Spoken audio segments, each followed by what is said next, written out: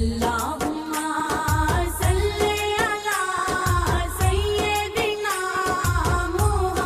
کریمین رضی اللہ تعالی عنہما سے میرے حضور کتنا پیار کیا کرتے تھے. کبھی حضور شہزادوں کو اپنے سینے پہ کھڑا کرتے ہیں تو کبھی حضور ان کو اپنے مبارک کندھوں پر بٹھا لیتے ہیں.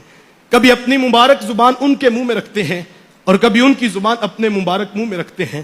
کبھی حضور فرماتے لوگو حسین منی وانا من الحسین، حسین مجھ سے ہے اور میں حسین سے ہوں.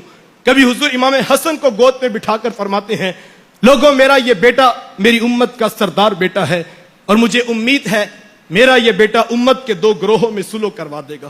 کبھی حضور گھر کے قریب سے گزرتے ہیں، شہزادوں کے رونے کی آواز آ جاتی ہے تو حضور فرماتے بیٹا فاطمہ ان کو نہ رلایا کرو، ان کا رونا مجھ محمد کو بھی تڑپا دیتا ہے.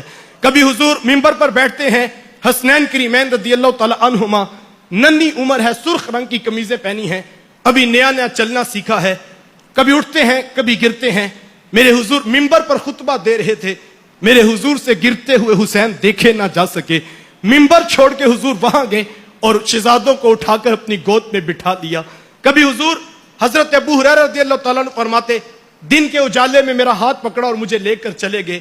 ہم سیدہ فاطمہ زہرا رضی اللہ تعالیٰ عنہا کے گھر گئے اور حضور نے ویڑے میں کھڑے ہو کر آواز دی میرے بیٹے کہاں پر ہیں؟ امام حسن دوڑتے ہوئے آئے تو حضور نے اپنے مبارک بازو کھول دیے اور اپنے بیٹے کو پکڑ کر اپنے سینے سے لگا لیا. کبھی ان کا منہ چومتے ہیں کبھی ان کا ماتھا چومتے ہیں. کبھی حضرت عبداللہ ابن شداد رضی اللہ تعالیٰ عنہ فرماتے ہیں میں حضور کے پیچھے نماز پڑھ رہا تھا کہ حضور کا سجدہ طویل ہو گیا. میرے دل میں خیال آیا کہ کیا بات ہے، یا تو وحی کا نزول ہو رہا ہے یا پھر اللہ کا حکم آ گیا ہے. فرماتے کافی دیر گزر گئی تو میں نے چاہا کہ میں سر اٹھا کے دیکھوں کہ وجہ کیا ہے، حضور سر انور اٹھا کیوں نہیں رہے. فرماتے میں نے سر اٹھا کے دیکھا حضور کا سر انور تو سجدے میں تھا، حضور کی پشت پہ امام حسین بیٹھے ہوئے تھے.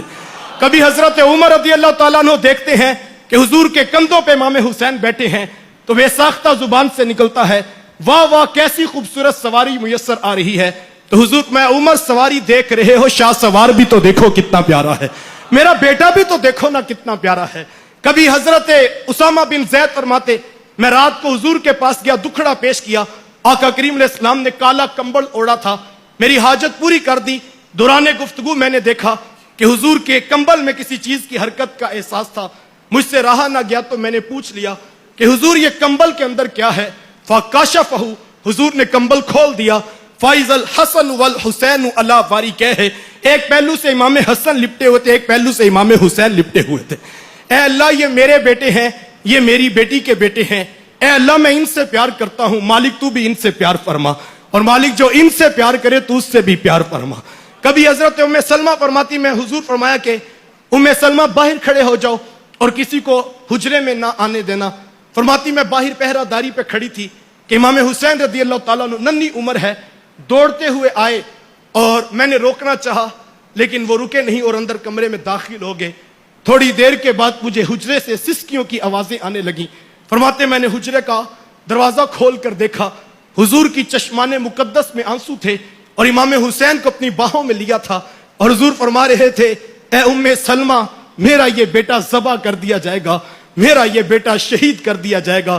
کبھی حضرت امام حسن امام حسین رضی اللہ تعالیٰ عنہما کے حضور ہاتھ پکڑتے ہیں اور حضور فرماتے لوگوں جس نے مجھ سے پیار کیا، میرے حسن سے پیار کیا، میرے حسین سے پیار کیا، ان کی والدہ سے پیار کیا، ان کے بابا سے پیار کیا. کہا جس نے ان چاروں سے پیار کیا کل قیامت کے دن محمد کے ساتھ کھڑا کیا جائے گا.